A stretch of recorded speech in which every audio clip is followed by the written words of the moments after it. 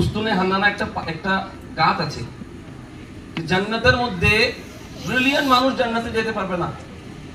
Plane বানাইছে না, plane, এ যদি কাফের হয় তো এও জান্নাতে যেতে পারবে না। কত ব্রিলিয়ান্ট না, কত ব্রেন তার মধ্যে, যে প্লেন বানায় থুই দিছে, কম্পিউটার বানায় থুই দিছে, কত কিছু বানায় থুই দিছে, কিন্তু যদি ঈমান না থাকে আর রাসূলুল্লাহর মহব্বত না থাকে জান্নাতে যেতে পারবে না।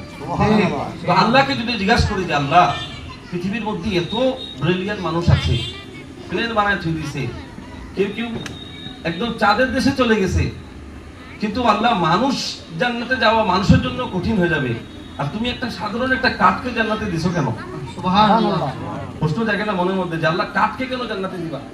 তো আল্লাহ বলতেছেন যে শোনো, যে কাঠকে আমি জান্নাতে দিচ্ছি ওই কাঠের অন্তরের মধ্যে নবীর মহব্বত ঢুকাছে। সুবহানাল্লাহ।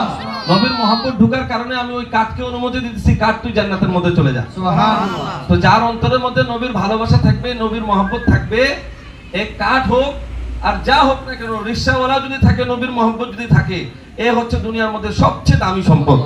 আল্লাহ এদের জন্যই জান্নাতকে বানিয়ে রাখে দিয়েছেন। সবাই বলবো আকা মারহাবা মারনি মারহাবা, আকা মারহাবা মারনি মারহাবা, আকা মারহাবা মারনি মারহাবা, আকা মারহাবা।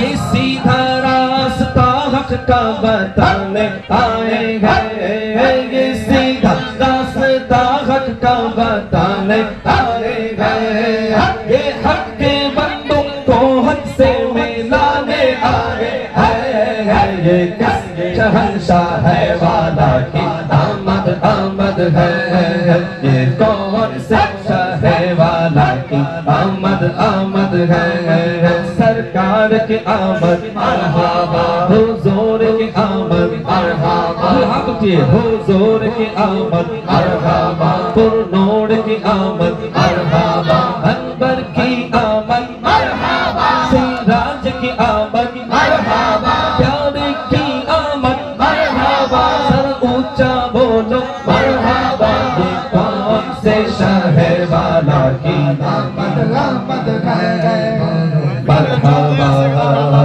बोलो मरहबा, बोलो मरहबा, बोलो मरहबा। रसूल उन्हीं का तो मुजदा सुनाने आए हैं, रसूल उन्हीं का तो मुजदा सुनाने आए हैं, उन्हीं के आने की खुशियाँ मनाने आए हैं, ये किस शहंशाह है वाला की आमद आमद है, ये कौन से शाह वाला की आमद आमद है, बोलो